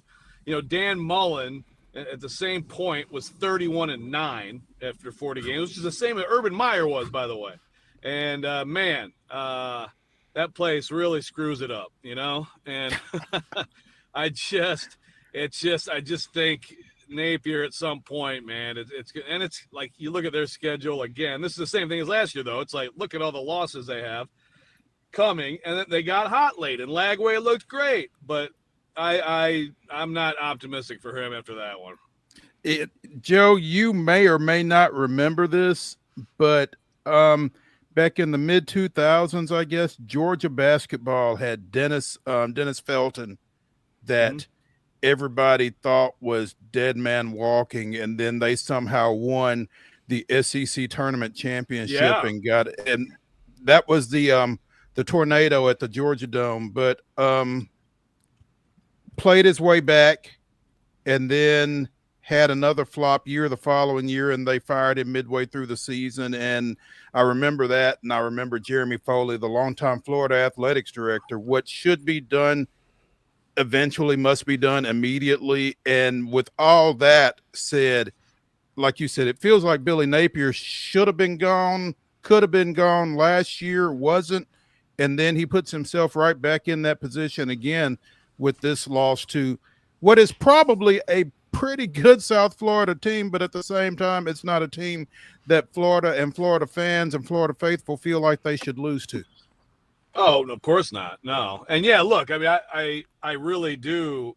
I mean, I mean, Byron Brown is a really fun quarterback. He's gotten better. The talent upgrades, you know, they've had on defense. I mean, they are legit on D. They got a Grammatica kicking the ball, but still, yeah, I mean, Florida shouldn't lose that game at home. And, you know, it's interesting because one of the big arguments, and this, it's almost like a quaint argument now, right? One of the big arguments for him is like, well, look how he's recruiting, but it's not, you know, that's not really just like tied to like the head coach's charm in the living room with mom and dad anymore. You know, I mean, it's just like that just doesn't carry the same amount of weight that it used to in college football and college sports. So, I mean, I think that, you know, I think Florida is a place that is fully invested and has I mean, they've had some issues, as we know, with some of the NIL stuff, you know, but I mean, but I think that it's hard to give him too much credit for that. And like you said, at some point, it's kind of like it gets to be sort of obvious. He's just not up to this job. The good news, guys, for Florida, they go at number 3 LSU, they go at number 5 Miami, and versus at home, luckily, to number 7 Texas, and throw in at Texas A&M the following week. So the good news is they got 4 prime opportunities. If you want to sharpen your knives on Napier, you can pick one of those 4. If you are a Napier supporter, you got 4 really good chances to try and do it. But woof, the schedule for these guys does not get any easier, to say the least. Yeah, I mean, that's the thing. It's like, I mean, you know, a loss like this does like lower expectations, although like going into the year, it's like this team should be a playoff team. That's what Florida fans thought, right? But gosh, it's like, can he get a couple of those? And if that's the case, what does that mean? You know, like I have no idea, you know, I have no idea what it means, but at this point, man, I just would be surprised. You know, they were in position. They should have won this game. They had some mistakes to lose the game. But I also, and I think South Florida's good on D, like I just said. But I also, I don't know that it's all together yet for DJ Lagway like people hoped it would be. And if that doesn't change, I don't think they're going to have a lot of success in that gauntlet. And of course, later in the year they get Tennessee coming in, but of course they usually win that one, so I guess maybe they'll be okay there. Yeah, they'll find a way to get that one out. One other quick nugget, guys. I love this. Number 18, South Florida, is at number 5, Miami, this week. If South Florida wins, they'll become the 5th team and the first since 1987 to open a season with 3 wins over 3 ranked opponents. That 1987 team that did that was Miami. So a chance for South Florida to do some history-making stuff this weekend. And they obviously, Joe, to your point, are going to be fun to watch as kind of the premier Group of 5 team at this current juncture. Yeah, no doubt. And, I mean, I thought Navy was my team going into the year. And I still really, I really think that team is one that's going to be one to contend with. But again, like when you challenge yourself, like South Florida has done here, I mean, that should be rewarded. I mean, it can only be rewarded so far, depending on what they do the rest of the year. But I mean, if they are competitive at Miami, and I think Miami's really good. I think this is a legit Miami team. I mean, my goodness, the mileage they should be able to get out of that. Mm-hmm. As long as we're talking about coaches who may or may not have been or may not be on the hot seat, and you referenced it a second ago, Joe, how much good did Oklahoma do Brent Venables with that win? Yeah, a great point, Mo, and I think quite a bit. I mean, I think that you can see it now. Bringing the OC QB combo from Washington State, and I like John Mateer. He wasn't perfect. I mean, he made a couple real critical errors in that game against Michigan, but I mean, he also made some big plays. He obviously is a heck of a runner, and defense wasn't the problem last year. They're going to be sound on defense. So that's a big win. Now, I don't know how good this Michigan team is. Again, they've lost a lot of talent, and it's, you're talking about a freshman quarterback. I mean, look, I think he's going to be really good. You can see it, I think. But also, he's a true freshman. So I don't know that this Michigan win is going to have – I mean, it's a huge win program-wise. Will it be a win that is super valuable at the end of the year? I don't know. I have some doubts about that. But it's a great start for Oklahoma. And – again, there's another guy who a year ago, it's like, man, how much trouble is Brent Venables in? So I think it's just a case of just a fantastic. I like the idea of you can get the QB and the OC he's comfortable with combo coming in to try to fix your offense. I mean, look, Vanderbilt did the QB, OC, and sort of like the head coach all together, and look how that's transformed their program. But right now things are definitely looking in a much better way for Brent Venables. I love what you said there, guys, and because Oklahoma, it didn't feel like a must-win in terms of keeping his job safe, but it certainly feels like it will go a long way because we've talked on numerous occasions. Their schedule is absolutely a murderer's road down the stretch. So Venables in Oklahoma, grab as many wins as you can early because you may need them late. Yeah, I mean, that's the thing. And there's a lot of that going around the SEC. I mean, I'm not trying to be a SEC cheerleader, but you look at it so far, and it's just the SEC has just been by far the most impressive conference through 2 weeks. It's just that simple. And the Big 12, it's been a borderline disaster for the Big 12. Like, I'm looking at the Big 12, I'm like, I think they're a one big league. This is another. We want to rip Tony Petiti's stupid playoff plan. It's like. So what about years where the Big 12 stinks like this and we have to have 2 of them in, with your dumb plan? I mean, no, I mean, it's amazing how bad it's been for them. But the SEC, I mean, there's several teams that are better, that look better than I thought, I would say at this point. LSU, I think Tennessee, and we'll see. I mean, I can go down the list. I think a lot of teams, I mean, I was kind of optimistic for Oklahoma to have a bounce back year with Mateer at QB, but I think a lot of teams look better than I thought, and it just looks like by far the best league again, in my opinion. As you continue to talk about the Big 12, Joe, Kansas takes it on the chin at Como. Group of 5, Army takes care of Kansas State. I mean, it does not look good in the early going for the Big 12. No, I mean, and then West Virginia goes and loses. Rich Rod goes and loses at Ohio. Arizona State loses in Starkville. Arizona State loses in Stark Vegas. I mean, it's just like, are you kidding me? And even to me, like even Baylor winning at SMU probably isn't great for the Big 12. So that was an amazing game, by the way. But yeah, I mean, it's just, the Kansas-Missouri game. Kansas had a big lead early and just ended up just totally unable to stop Missouri. There's another guy. Yeah, I mean, that's another team right now, Missouri, like with Bo Prabula, there's a lot of excitement about him, the Penn State transfer. Looks pretty good to me, throwing the ball around the yard. But, yeah, Kansas State, I really was high on Kansas State this year coming in with Avery Johnson and what they could do. I thought that was a playoff team. In fact, I think that's on the internet somewhere. One of my, predictions was K-State, so that's looking just beautiful. But Army loses to Tarleton State and then goes and wins that game. So go figure. It's been rough. But hey, Brett Yormark is partnering with Dave Portnoy, so at least he's got that going for him. There you go. At least securing a little bit of a bag. How many times has Rich Rod asked, why are we going to Ohio? Wait. Explain that to me. I said, Rich Rod, West Virginia, going to Ohio and losing that one 17-10. How is West Virginia playing that game on the road? Yeah. That's a good question. For a minute there, I thought you were making a reference to Michigan coaches calling Ohio State, Ohio, but that's Brady Hoke. That wasn't Rich Rod. Yeah, it's a good question. It's kind of like this week, who the heck is going to Temple? Somebody's going to Temple this week, and it's like, really? Is it not hang on. I was going to say Alabama. It's not Alabama, right? No, it's I thought it was a Big 12 team. But regardless, yeah, I mean, sometimes those are like 2-for-1s.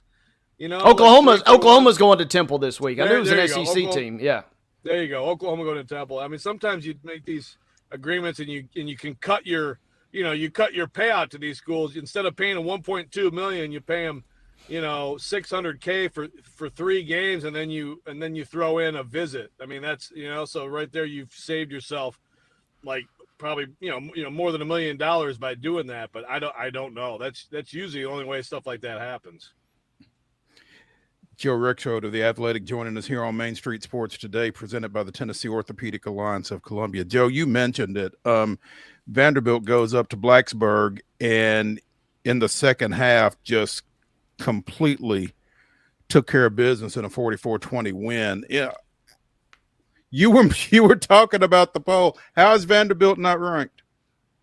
Yeah, exactly. I mean, and I'm not saying Virginia Tech, I mean, they obviously weren't ranked and should have been ranked. But if you watch Virginia Tech, South Carolina, and you believe South Carolina and their talent should be ranked where they were in the preseason, I mean, Virginia Tech was right there. That punt return completely, the penalty, the re-kick, and the punt return completely changed that game / won that game for South Carolina.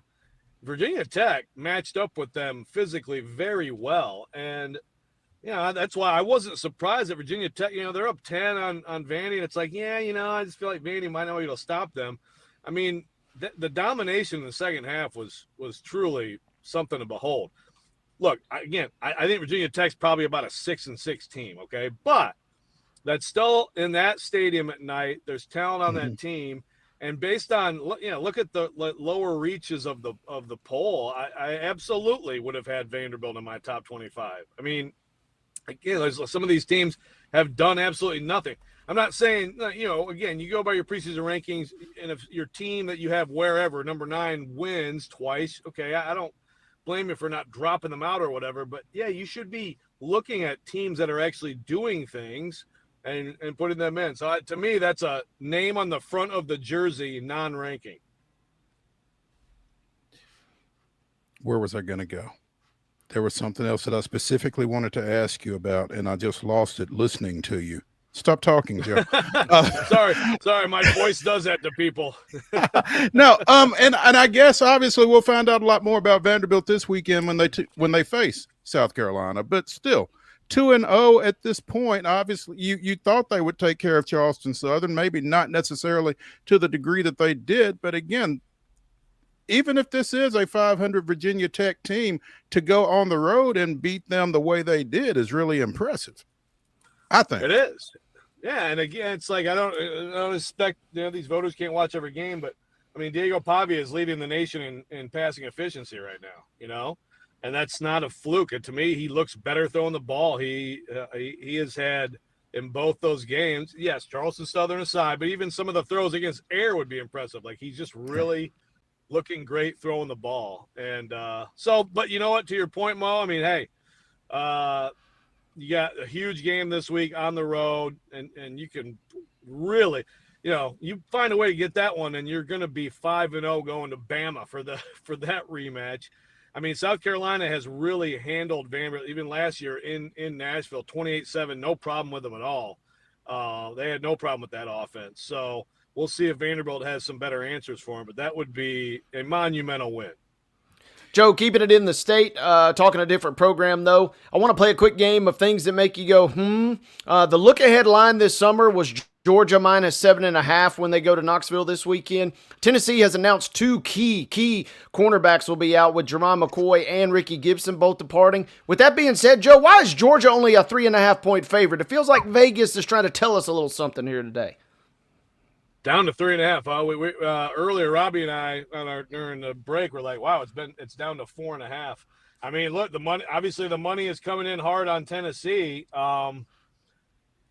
It's a little surprising. I'm surprised it's that dramatic. Because, like you said, I mean, McCoy and Gibson both hurt. I mean, those guys are huge, especially McCoy. I mean, he's a potential first-round pick. I thought kind of the idea was maybe to just get him ready for this game, and he's not yet coming off the ACL. So, Georgia has not been impressive. Gunnar Stockton, there were already questions about him. He has not looked great. So I guess that's part of it. Tennessee has looked very good, but I think we kind of also got a glimpse at like how not great Syracuse is in their second game. So I don't know. That's a great question. Because I mean, Kirby Smart is Tennessee has never even hit 20 points, in 4 tries with Josh Heupel against Kirby Smart, and that includes that absurdly good offense of 2022. So I don't know why. I mean, it's hard for me to. Again, Georgia's still favored, but I mean, when you talk about 3.5 or only 3.5, I mean, and for it to go down that much, that's very interesting. Maybe there's some injury at Georgia that we just don't know about yet. Yeah, it feels like almost a borderline stay away at this point. Just things to make you go, Other game that features top 25 opponents. By the way, I want to point this out to the folks. There will be record ratings. We've talked about South Florida, Miami. That game's on the CW network. That's going to go down as the highest rated game in the history of the CW this weekend. Just want to share that. Highest rated game or highest rated telecast period? Perhaps of all time. Maybe throw it back to an old episode of SmackDown, I guess, back in the day. But, Joe, I want to ask you, give me a handicap or give me your thoughts on Texas A&M making the trip to South Bend this weekend. Yeah, really interesting game, I tell you what, it's hard to get much of a read on Texas A&M so far. I mean, I love Marcel Reed. I think he's going to be great. Is he ready for this on the road? And I will say, too, Notre Dame, man, tough loss, obviously. I think Miami's legit. I was impressed with C.J. Carr in that game. There's a lot of talk about him not winning that job. And apparently, the other guy's name's escaping me, but, in practice. Kenny Minchie. Thank you. It was very close, but you could see it. It was kind of like they were talking about it a little bit after the game. It's like you had an idea that during the game, he was going to do stuff, he's a gamer, as they like to say. And I was really impressed with him. So, that's obviously Texas A&M owes them one. I don't know how good they are. We're going to find out a ton about them, but it's hard for me to not like Notre Dame at home in this game. I hate to hear that, but it's tough to disagree with you too. I'm wrong a lot. Yeah. Tennessee fans, though, they're watching, obviously, this Georgia game on Saturday, but it seems that they will also apparently be watching the Big Ten Network on Friday night when New Mexico goes to Westwood taking on UCLA. Yeah, I mean, are we done with the Nico hate watching, or is that? I don't think so. I think no, the Vols are signing up. Vols fans are signing up for every package known to man to be able to spite watch this dude. The funny thing is, I got a text from a Vols fan midway through the UNLV game with the box score, Nico's stats, and and I was like, okay, all right. I watched most of that game. He actually played really well in the second half, and I mean, he was leading them back for the tying touchdown. He got a pat. He had it perfectly. He read it right. He had a crosser that was going to be a big play, and it got tipped and picked. Tough for him, but at least he did bounce back some. But again, that's a loss at UNLV. They're a terrible team, and so I still think Nico has a lot to offer. I just think that, and I think that he has the tools to be at least a great college quarterback, and I think potentially an NFL quarterback. But man, he just did himself no favors going to this UCLA program. I mean, again, it doesn't matter. Take any NFL quarterback, and just give them no help at all, and they're just not going to look that good, And it is tough sledding for that program, and so. While, I know there was some talk about, he can get into like a more of a pro style offense and that'll help him and blah, blah, blah. Man, you got to have players around you and have a chance to have success. So I'm afraid that if Vols fans want to keep watching Nico lose, they're going to have a ton of opportunities this year. Joe Rexrode of The Athletic joining us here on Main Street Sports today. Where are you headed this weekend, Joe? I'll be in Knoxville. I will be in Knoxville for the big one there. So really, really excited about it. Tennessee really, I thought, figured some things out last year. Had a chance in Athens, after Kirby kind of handling Heupel. So I feel like there is a real opportunity here for them to get one. But I also just don't really know what Georgia is yet, and it's just downgrade or expect little of Georgia at your own risk. They still have a ton of talent in that program. Kirby Smart's still as good as they come, but this is a big opportunity for what I would consider absolutely another program win for Josh Heupel. There we go. Joe, we appreciate it. Be safe. We'll catch up. Thanks, guys. See you, Joe. See ya. Let's take a break. Let's wrap up the weekend wrap-up edition of Main Street Sports Today, presented by the Tennessee Orthopedic Alliance of Columbia. Y'all come back.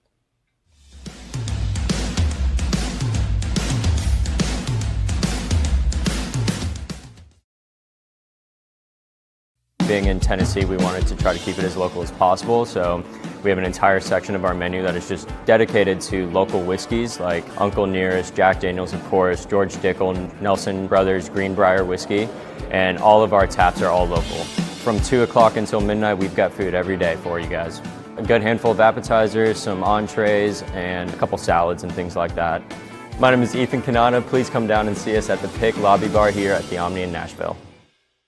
At Delta Dental of Tennessee, we know our success begins and ends with providing superior quality service, and that includes serving those who need it most.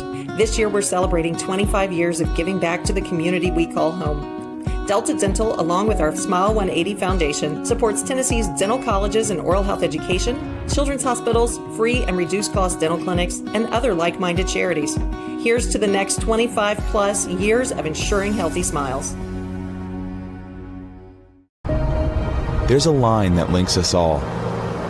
Most of the time, we don't even think about it, but it's everywhere. Illuminating our neighborhoods, empowering our businesses, and helping us to recharge. Whether it comes from our grids, the sun, or a kind heart, we believe in the power of good energy. And as your family and region continue to grow, you can trust that we'll always be there for you. Middle Tennessee Electric, bringing good energy.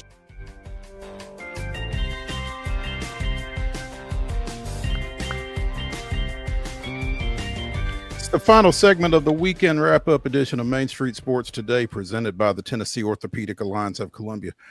U.S. Open wrapped up this weekend. Sabalenka in straight sets over Anisimova, 6-3, 7-6 on Saturday, winning the women's singles championship. Wade, as our resident tennis expert, thoughts? Good wins for everybody that won. This was during my COVID slumber over the weekend. So I glanced over and saw and said, well, the world's number one won. You know, it'd been nice to see Anisimova win it for the U.S. side of things, but wasn't meant to be. And then on the flip side, in men's action, Alcaraz and Sinner kind of seemingly taking turns of who's going to get the better of each other. And Alcaraz, despite a spirited effort in the second half from Sinner, seems like he had too much of the goods. I said it last week, but if you're looking for somebody else to kind of step up and kind of unseat these two guys, I hate to tell you, but it feels like it's their time for the next foreseeable future. Maybe Ben Shelton breaks through and cracks that code and gets in there, but until he pulls it all together, just buckle up. There are worse things in the world than number one versus number two, practically guaranteed to meet each other in the finals. And you got number one versus number two, and number two actually in the seeding won that one. Alcaraz 6-2, 3-6, 6-1, 6-4 in the finals yesterday. Wade, I didn't realize that was part of your COVID slumber. I apologize. I hate that for you that you didn't get to watch. Well, you know, the good news is YouTube TV's got the awesome catch-up on key plays, and that's fantastic for football. Basically got to watch the whole Titans game in a span of about 10 minutes. But as far as your other events, not quite as much. But Alcaraz, good for him. Good to see him get back. Djokovic, we saw some spirited effort from Djokovic in his run, but it just feels like his time is unfortunately past. Speaking of COVID, shout out to Djokovic there, obviously. But with all that being said, Alcaraz now ascending to the world's number one, and yeah, it just feels like these two guys are going to be on a collision course at all the major tournaments, and really any tournament that they both take part in for the foreseeable future. They just kind of feel inevitable, much like Scheffler in golf, huh? Feel a little bit like that, you know, and I mentioned it the other day. I mean, we just don't have that third key guy, that Stanislav Wawrinka that could break through. You know, we're so used to seeing Nadal, Federer, you know, I mean, it just kind of it gets ingratiated. But every now and again, you'd see a guy like Stanislav just break through, and we just don't have that third kind of foil, really. Djokovic would kind of maybe be your only option there, but he can only go so far with Father Time kind of catching up with him. I'd like to be wrong. I'd like to see – I don't mind the lack of parity, quote-unquote, as it were, as long as we get good finals. And, you know, sounds like this weekend was decent. It certainly wasn't the thriller that we saw at Roland Garros, but there will be more compelling moments between these two in the future, that's for sure. Speaking of compelling moments, NASCAR playoffs went to St. Louis, or specifically Madison, Illinois this weekend.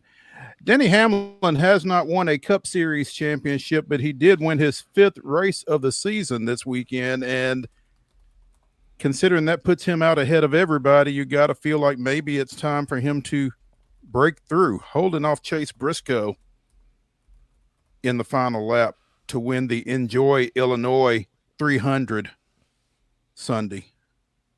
Hopefully, you know, put the pedal to the metal, as it were. Be nice to see old Denny do some things. I'll be curious to see kind of Heather's breakdown coming up on Wednesday. And, you know, obviously David's going to have some thoughts. But good win for the Toyota. And, you know, they got him and Briscoe kind of right up there. Toyota does. Bubba Wallace lurking in 4th. So a chance for the Toyotas to kind of make their presence known here down the stretch.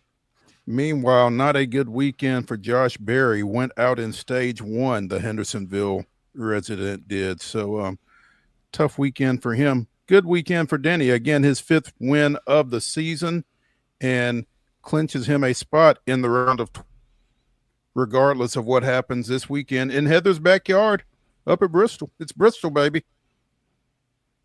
Talk about on-hand reporting. Yeah, we should get some good stuff from her over the next couple weeks. No doubt. Look forward to that. Again, she'll be visiting with David and Calvin on Wednesday, breaking down this past weekend and looking forward to this coming weekend up at Bristol Motor Raceway. The the last time we mentioned Bristol, I guess it was a little baseball going on, or a lot of baseball going on over 2 days, as it turned out. So they'll be excited to get real racing back on the track up there. We mentioned it during the rundown. Our high school football weekend stretched over 2 days this week, thanks to weather in the area. Well, and even more, as again, Stewart County and Cheatham County are set to play tonight in Ashland City to officially close out week 3, I guess. But we had some cancellations, we had some postponements, some suspensions, all sorts of good stuff. Wade, where were you Friday night? Friday night was up at Sycamore over in Pleasant View, and Liberty Creek was in town, and it was set for a big game. That was the 2-day affair, huh?